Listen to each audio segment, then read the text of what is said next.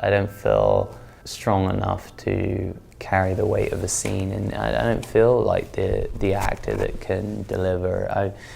I lean on and very much rely on the director's vision, and the only way I can do that is firstly I only pick filmmakers I admire, I trust, I have a communication with. When you have trust, you're able to explore and experiment and also just go to those most vulnerable places and hope that they've got it's all in their hands. And I like being out in that. I like being out in the cold like that. I like walking a tightrope and balancing, I like when I'm scared, I like when I'm uncomfortable and I'm in those positions where it's sort of a freedom in a way. It's a sense of there's no control, and it's kind of freeing. But we're capturing something, and it's for some, it's opening up something, I'm hoping.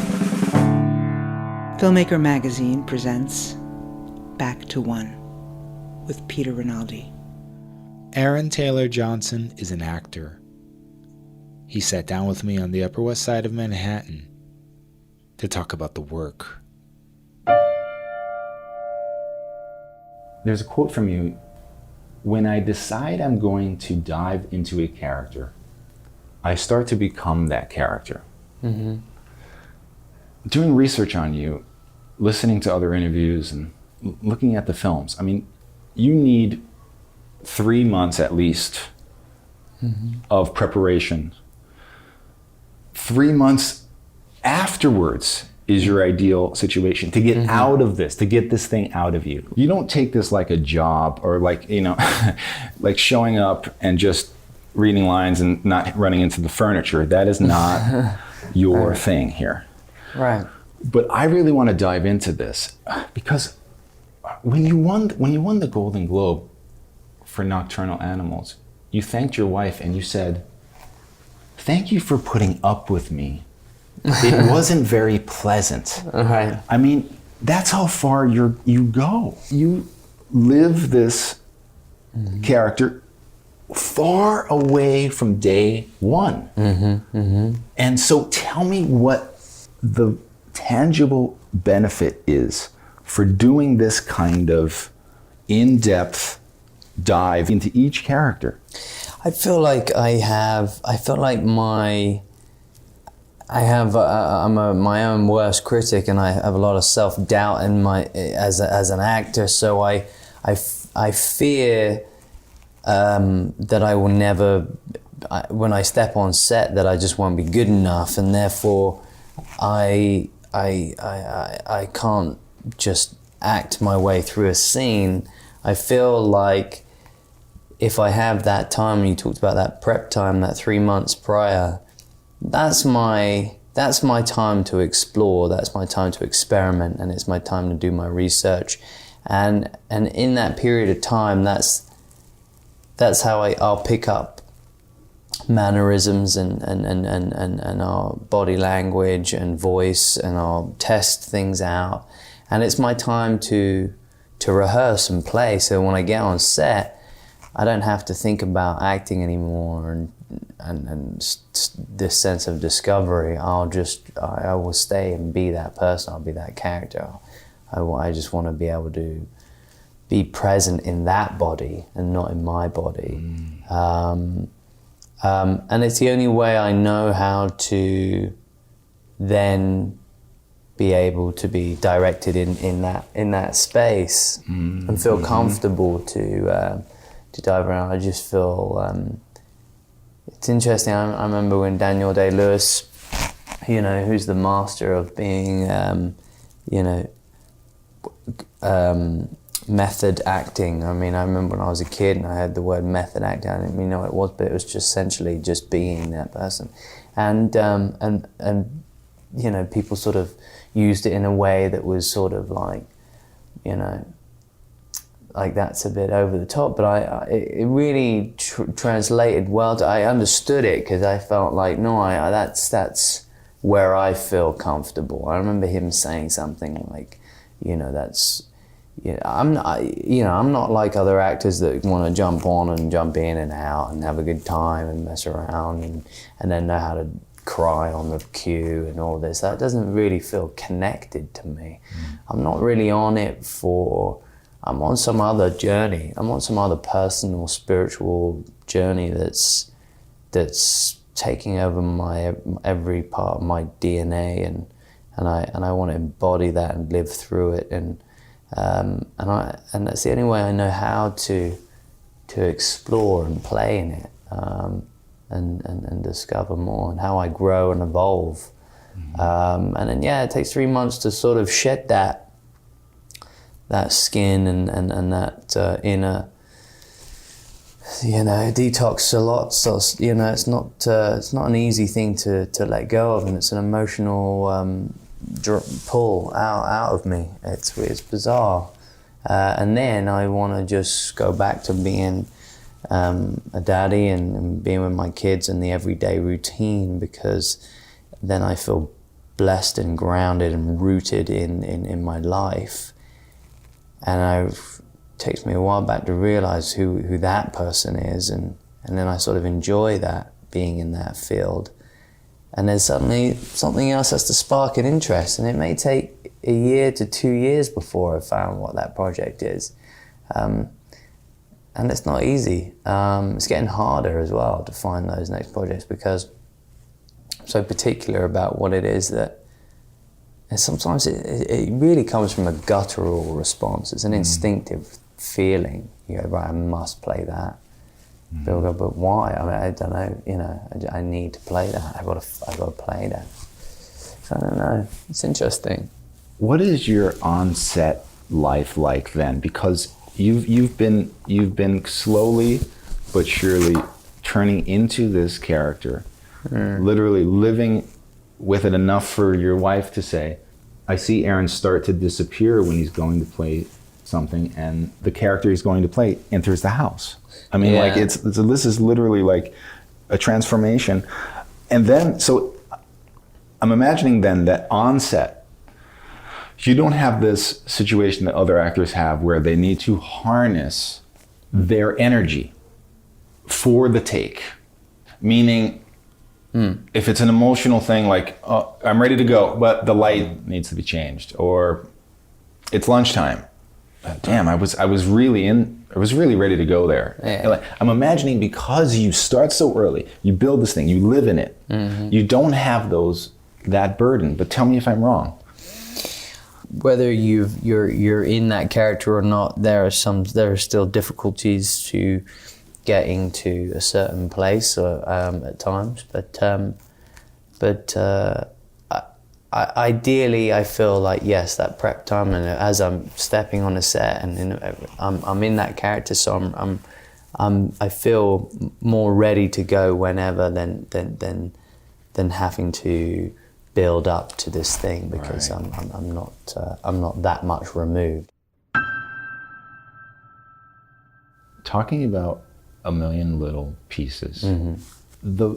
Let's just start with the physicality is the thing that I noticed immediately. Like, it starts out with this wonderful way your body is moving, but then once I looked into that, looked back on other stuff you did. You always have this physicality. You always are acting with your body, and I don't know what part that plays in your process. Do you start to figure out the movements first? Does that come later? But in this movie in particular, there's so many ways your body moves, not just in a dance-like way or in a motion way, in tics and in that are hooked up to emotional things. A breakdown of things that have to be connected that you did so incredibly. That to me culminates in the dentist chair, where I had to keep telling my wife, that's not happening to that man. I could not break the suspension of disbelief for her. It's like 3 negatives there. But I could not, she couldn't hear me saying, it's not happening. You kept, your performance overpowered a man standing there telling her this is not happening to this man. Yeah. But just tell me a little bit about your approach to this stuff. Love to. I mean, I think, firstly, I think James Frey was, wrote such a heartfelt book that I felt like he was one of the first of his kind to articulate that internal struggle, that fury, that pain, that he was able to really paint the picture for everybody who had either known someone who was an addict or someone who's been through it and through that journey and the constant conflict with yourself and the self-destruction and the darkness, the depths, the shame, and where is the light, and is there any forgiveness, and how can you move on from all the shameful mistakes that you've made and the terrible things you've done? How does anyone crawl back out of that? And he had, was able to articulate that. And it's very rhythmic, his book. But it really came, the physicality for this film really came from Sam, because I suppose, yes, there's been physicality in my work previously, so maybe she was wanting to play to that sort of strength, but also I feel it felt like our interpretation, that to give a sort of physical, expressionistic, kind of contemporary dance-like body movement in certain scenarios, certain scenes in this movie, to portray those sort of visual moments in the book. And it kind of opened us up to having this sort of stylistic interpretation, sort of an abstract artistic view on this book, and making the film stand out to be its own thing, separate from the book in a way. But I feel like when it comes down to other things like mannerisms, tics, body language, how I carry myself, how I walk in through a room, and that all plays a lot into it. Absolutely, I think that's everything for me. That's what all the things I'm interested in. I studied as a dancer. I mean, I was a dancer as a kid, and so I definitely look at the way the body moves and works, and I think it tells a lot about someone, isn't it? I mean. And does it help you? Does it help you connect when you're moving in a way that you don't move in your life? Yeah. Is that true? Absolutely. I think everything comes down to that. Like, I mean, the makeup trailer in the morning is when someone's putting all cuts and bruises on you, and your tattoos or whatever it is, and then you slowly, and then you're put on an accent, and then you start to move different. You're slowly crafting and sculpting this character into a way that you feels authentic or real, and it kind of goes from there.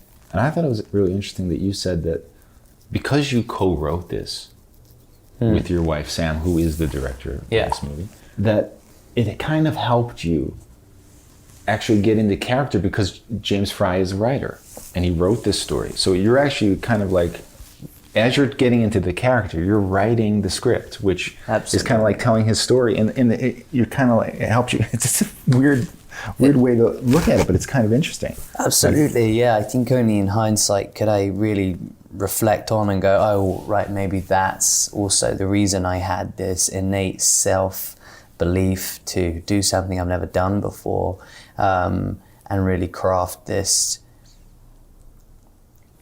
script from this one point of view. And the book's all first person, and I guess I just sort of took it upon myself to, I'm pretty sure that's the reason why I like Sam said, I not that I knew, but I was really embodying from early on, and I was, drinking lots of coffee and smoking lots of cigarettes like he was in the book, and already embodying and picking him up and trying to talk in his way, and that, and I'm writing dialogue like that, and And being the sort of, the complex human being that James is, I love him dearly, but he carries with him that, still carries that pain every day by day. He's still struggling. He's 26 years sober now, but he still carries it, and he's still, middle finger up to the world, kind of, that's white knuckling it. You can still see him white knuckling it all the way through. And, and this character is someone who's just reluctant, cynical, but cynical in a certain respect, because I think, he's totally in touch and spiritual and open to the light and obviously change, and but I think that's but I don't see, I think I see that as a facade in a way, it's his barrier, it's his defense mechanism, it's his protection, so that he doesn't get hurt. And there's a lot of underneath that is obviously a lot of insecurities and torment and shame, and in many different forms. So that's a beautiful, complex, multi-dimensional character that you get to sort of explore and play with, and I think that it allowed for me to sort of soak in it for quite a long time. About 18 months, almost 2 years we wrote, and spent a lot of time with him, and we went back to the treatment center, we went on a road trip together, and so kind of reliving his sort of footsteps and things like that, and really blocked out all the controversy and all that sort of elements around it, because by that point there was not much left to be embellished, or something that, to be honest, didn't even make it in the script anyway, and because it's just too full a book to adapt into 110 pages. And then obviously you get the budgets on top, and Bond companies that aren't going to sign a check for, enough days for you to shoot, and so you have to make adjustments, and you're left with the raw skeleton of this young man on the road to recovery, and with this community to support him and to find redemption, so it sort of found its own, sort of sculpted itself too, had its own energy, this film. Like it kind of, it was coming together very, very quickly and shaping up beautifully, and more than we could have ever intended or expected it to happen. I feel like the controversy is so boring, because when I first heard about this, I remember thinking, there's so many memoirists right now. Almost every memoirist is shaking in their boots right now, because everybody makes stuff up in their your memory stuff versus my memory, Yeah. But he said, my mistake is writing about the person I created in my mind to help me cope, and not the person who went through the experience. That's his quote. And when I read that, I thought, this is an interesting dilemma maybe for you. Is this an opportunity to play more of the him that he was afraid to share in that book? Or is it an opportunity, and I think it really was, to really make this once removed from the book and really take away the controversy? Because now this is another piece of art, and made by two artists, written by two artists, that you can truly make it now a fiction based on something and have that all go away, Yeah, it's really the latter. I think you articulated it very well. It was when we went to get the rights from James, he basically said, look, I wrote this in the spirit of art, go make art. And he, knew of Sam's work as an artist. He's a huge art collector, so he respected her and her work, and it felt like he probably felt more comfortable with it being an artist and understanding and having empathy and compassion. But yeah, because of the controversy, the way I see it in that respect, it did give us some sort of artistic licensing to not be bound to the book page by page, and also to keep the essence of that character and the journey the same, the events, you know, the same, obstacles the same, but it, you know, give it new life in today. And you know, it's 15 years on, or maybe longer actually, from when the book came out. So it needed to, feel rooted separately in a way, in its own thing. But yeah, I think also capture moments, like you said before, that weren't necessarily in the book. I mean, our opening is something that's not in the book, but to me, it captured the public shamed James, you know, in society. It captured the guy who was completely exposed and humiliated, and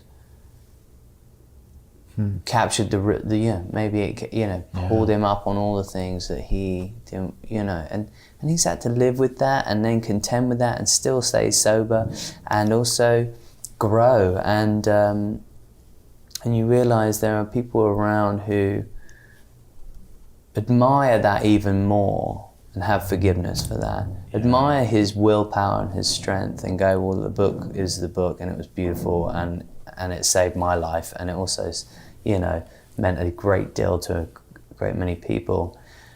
I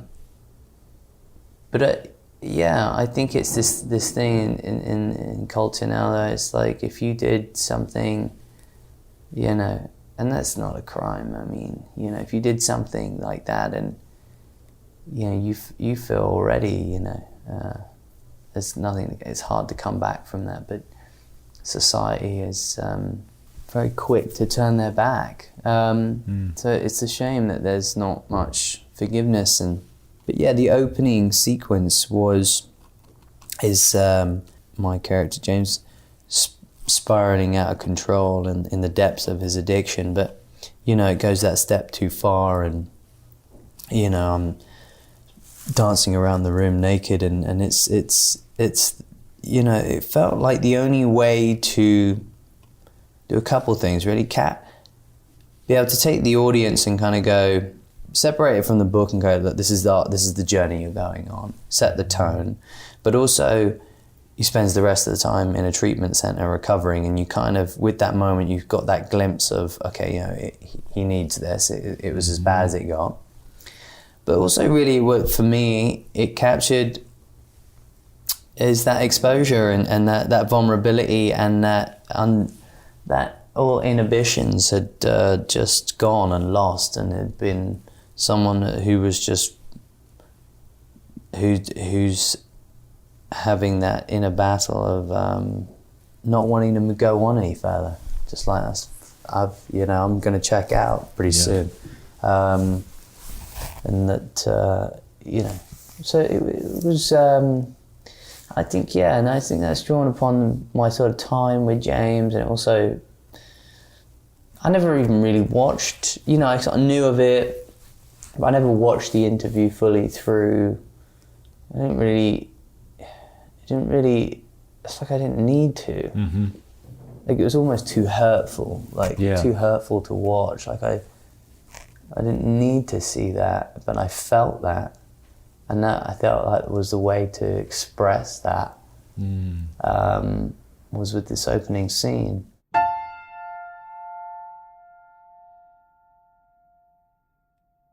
You often talk about your love of being a part of a director's vision, you know, and even your desire to be pushed by a director into something that may be uncomfortable or whatever. Right. Working with your wife, knowing the material here, was there ever a worry that she wasn't going to be able to push you enough because of how she cares about you? That's a good question. Not that I can remember, but I'm sure it may have flickered through my mind. I still, maybe not. I mean, I don't think I ever doubted. It feels like that would be doubt, and I never doubted Sam for a second. No, yeah, I think... You thought you were going to get what you need from a director from her. Absolutely, yeah, absolutely. And what is that normally outside of her? Like, what is it that you need from a director? Because it seems like your preparation work, your prep work, your intense characterization doesn't need a heavy director's hand. But I am disagree. I wrong about that? Yeah. Tell me what that looks like. I feel very much that, like I told you before, I don't feel like I'm well immersed. I don't feel strong enough to carry the weight of a scene, and I don't feel like the actor that can deliver. I feel very much.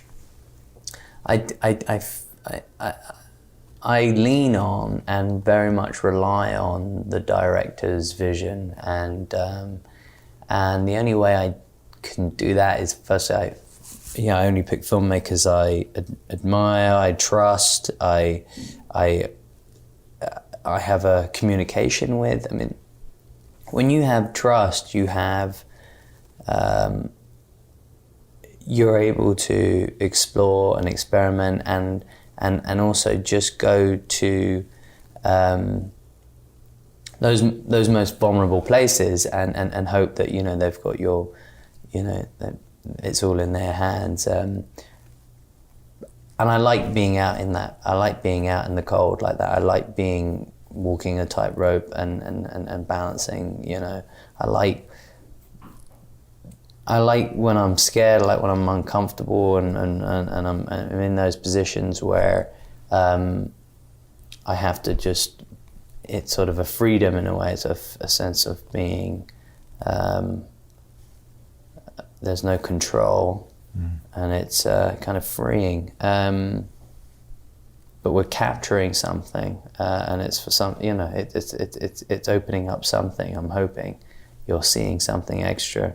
But with Sam, I always felt that. I mean that's exactly it. I mean, she had a love for this book. She had a real vision for this book.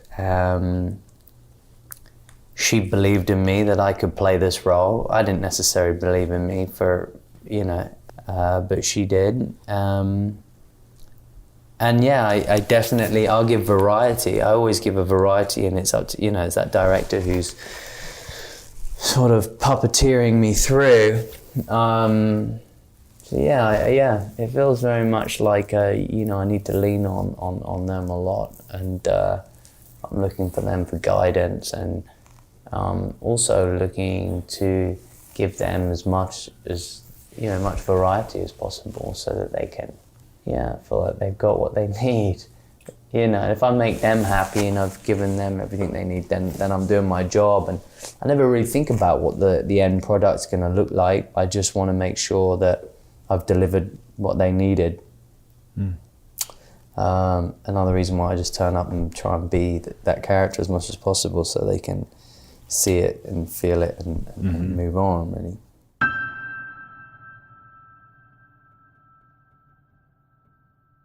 You have what I call Riseborough disease, named after Andrew Riseborough. And what that is you're too good, and people don't give you enough recognition because of how good you are. It's a really strange condition. That's very hard to condition. You're a chameleon. Oddly, is this a concern? Meaning, it's so annoying. It's getting more and more annoying that the people that get accolades are the people you can see acting. Right. And they might be, they're good, okay? They're good, but it is a, quote, performance. Yeah, sometimes, yeah. Do you ever think about this? Do you ever think I need one of these every once in a while so that people keep me in their thoughts when they're, I don't know. Does any of that make sense? I hope not. Here's the thing. I've probably done it all wrong, because I feel like, yes, I could have definitely coined it in by doing many other different things. But they wouldn't have spoken true to me. That would be doing it for an audience or the public or whatever. Yes. And I can't make decisions. I can't make choices like that. I have to go what's right with my instinct and my gut. And it generally is drawn by the complex characters or interesting stories or the filmmaker, the artistry of it, the craft of it. And that tends to be those sort of movies that are independent, finance movies. And today it's harder for them to even have enough time at the cinema, let alone, where they go up on a streaming site and they're added to another pile of movies that have come out that year you've never heard of, and they sort of swipe along. And it's ridiculous. It's kind of ridiculous. But yeah, Andrea Riseborough is a chameleon. She's a phenomenal actress, and funny enough, Sam shot her first short movie, her short film. Oh wow! Andrea Riseborough and Harry Treadaway were in that, and Andrea Riseborough's phenomenal. She'll definitely. There'll be a moment where that'll be that one thing that will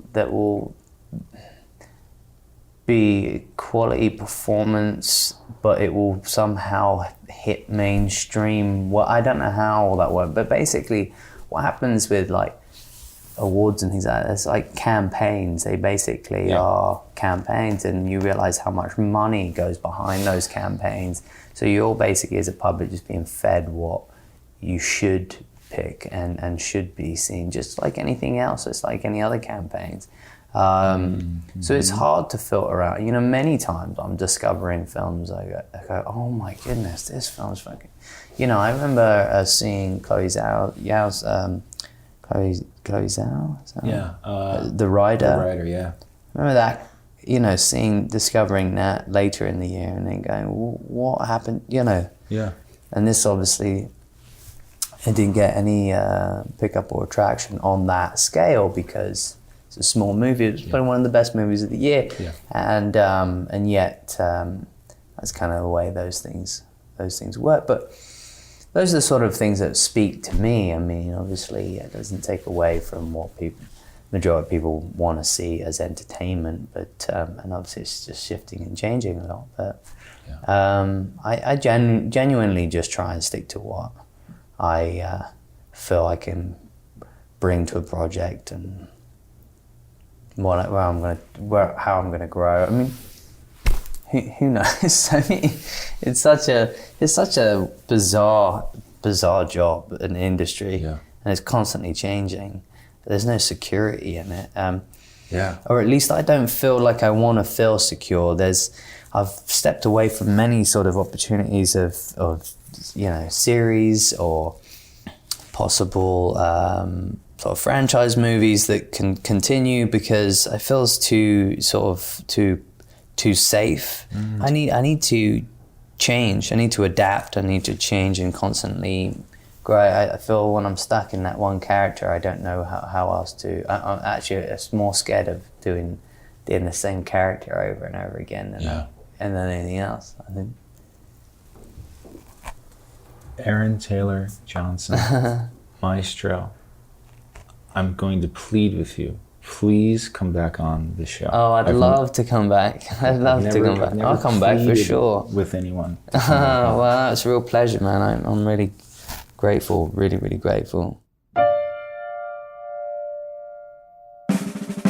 Back to One is a production of Filmmaker Magazine, which is a publication of IFP, the Independent Filmmaker Project. Listen to back episodes of this podcast at filmmakermagazine.com or wherever you get your podcasts.